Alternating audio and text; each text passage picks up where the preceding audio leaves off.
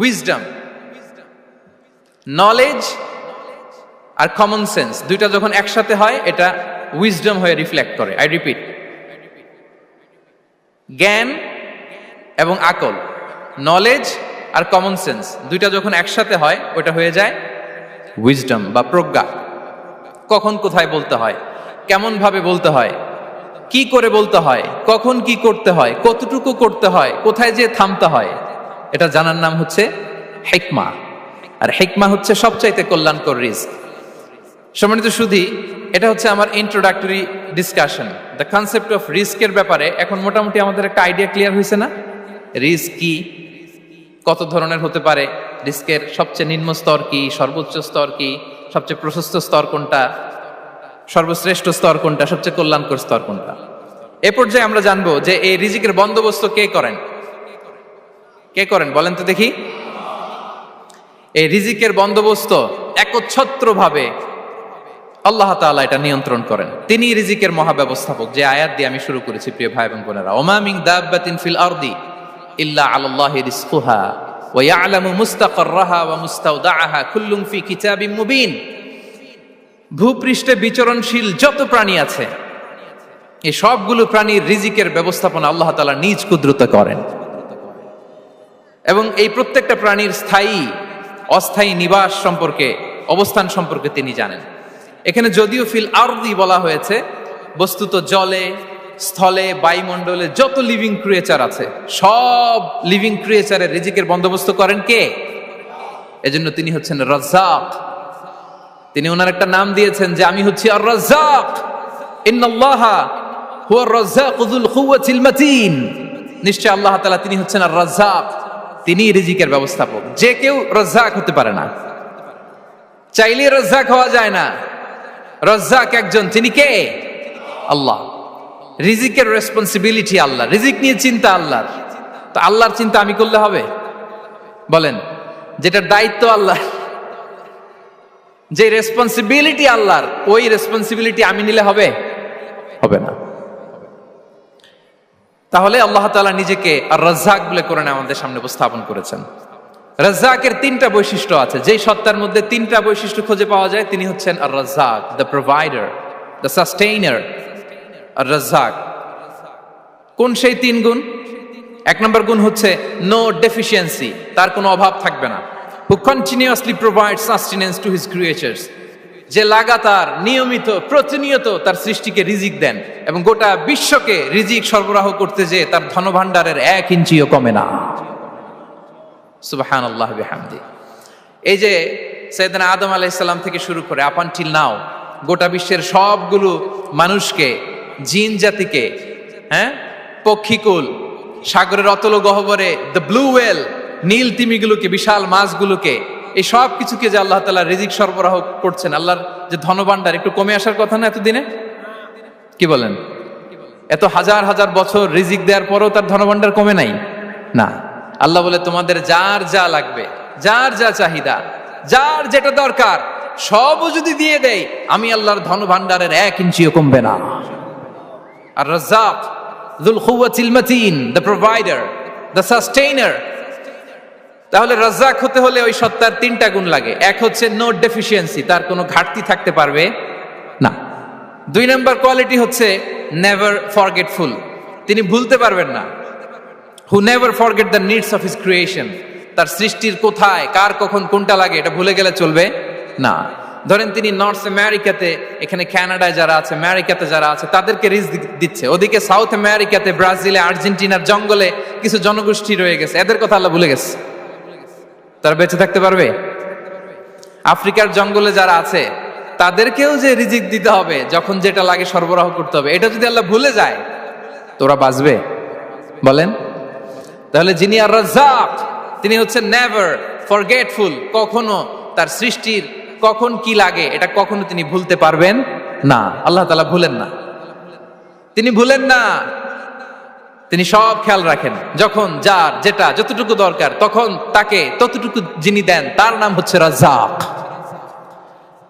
রাজ্জাক হতে গেলে যেই কোয়ালিটি লাগে তার 3 নম্বর কোয়ালিটি হচ্ছে কম্প্যাশনেট। কম্প্যাশনেট, দয়ালু। অনেক বেশি দয়ালু, এত বেশি দয়ালু যে তার বিরোধিতা করলেও তাকে রিজিক দেয়া থেকে তিনি বঞ্চিত করেন না। His disobedience effects the risk but not stop the risk. আপনি যদি আল্লাহর অবাধ্য হন, আপনার রিজিকের বারাকা হয়তো কমে যাবে, কিন্তু রিজিক বন্ধ হবে না। যে গোটা বিশ্বে যারা অবিশ্বাসী আছে, যারা নাস্তিক আছে, যারা আল্লাহ দ্রোহী আছে, তারা কি খেয়ে পরে বেঁচে নাই? বলেন, তাদেরকে কি আল্লাহ তাআলা রিস্ক দিচ্ছে না? এই তো সুবহানাল্লাহ, কম্প্যাশনেট, এত দয়ালু। তার যারা বিরোধী, তাকে যারা গালি দেয়, তাকে যারা বিশ্বাস করে না, তাকে যারা সেজদা দেয় না, তিনি তাদেরকেও খাওয়ায়, তিনি তাদেরকেও সুস্থ রাখে, তিনি তাদেরকেও হাত খুলে দান করে। আল্লাহু আকবার।